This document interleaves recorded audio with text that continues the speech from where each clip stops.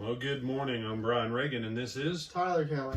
And we are coming to you live from the Lake Butler Church of Christ. Well, it's at least live when we make this recording. Exactly. We are alive when we do these. I know some of you probably have had your doubts, but I have coffee, therefore I know I'm alive. And we are in Acts 22 today. We are taking a little deviation out of Samuel because Acts 22 verses 22 through 29 have an application to us today, especially in America as Christians, but even to other Christians in other places. So Tyler, if you don't mind reading that passage for us. And then they listened to him until this word, and then they raised their voices and said, "Away with such a fellow from the earth, for he is not fit to live."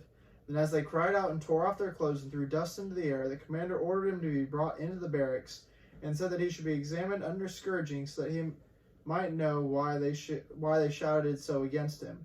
And as they bound him with thongs, Paul said to the centurion who stood by, "Is it lawful for you to scourge a man who is a Roman and uncondemned?"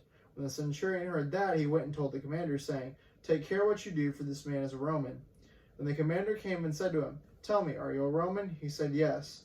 The commander answered, "With a large sum I obtained the citizenship." And Paul said, "But I was born a citizen." Then immediately those who were about to examine him withdrew from him, and the commander was also afraid after he found out that he was a Roman, because he had bound him. All right. You know, normally when we talk about this, most preachers and teachers, they, the Roman citizen, Paul was a Roman citizen. Simple fact is, we know that his mother had to have been Jewish, because if your mother wasn't Jewish, you didn't count as a Jew. That was just the way Jews were back then, and they still are on that point. But Paul is also a Roman, and he is a natural-born Roman. Even though he's from the region of Tarsus, he had never actually been to Rome, the capital. And you say, how could that be, brother? Well, how many people live in America and have never been to Washington, D.C.? You have to keep in mind that in America, y'all, we do live in an empire. And our empire really isn't any different from Rome's. Most people don't even realize the Philippines was one of our territories.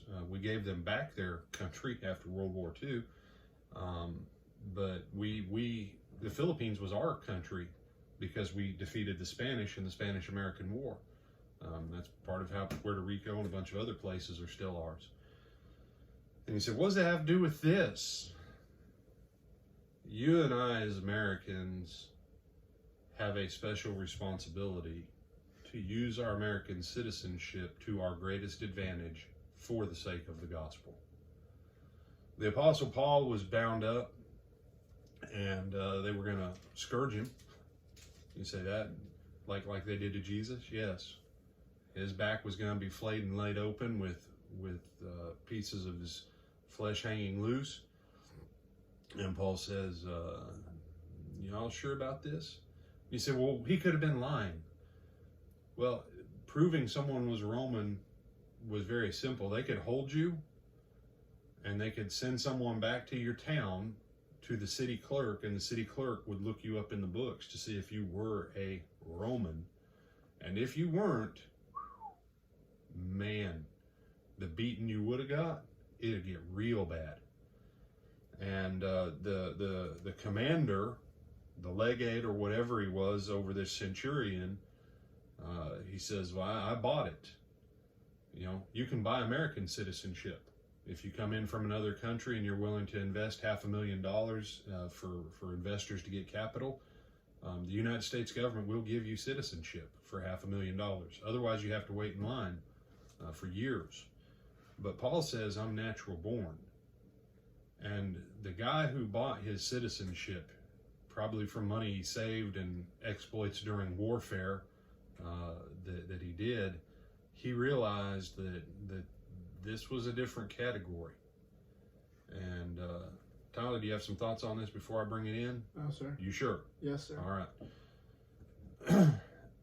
And so I want to say to you, when we talk about the Constitution in church, when we talk about the First Amendment, the Second Amendment, the Fourth Amendment, the Fifth Amendment, those four especially, Sometimes my brothers and sisters in Christ get upset with me. They say, brother, you're talking politics. No, I'm talking about Roman citizenship. I'm talking about your rights as an American citizen and how that relates to your faith. That when there's a challenge between the government and your faith, avail yourself of your legal protections as a citizen of this empire for the sake of the gospel. Don't miss that that's what Paul really did here. And so, you know, there's some of you may have noticed there's a lot of churches that are filing lawsuits against governors, against attorneys general, against sheriffs, against police departments, against cities. Because why? We have a constitutional right to peacefully assemble and exercise our faith. And the government does not have the right to come onto private property that they did not license, and to search and to seize and to do all that kind of stuff.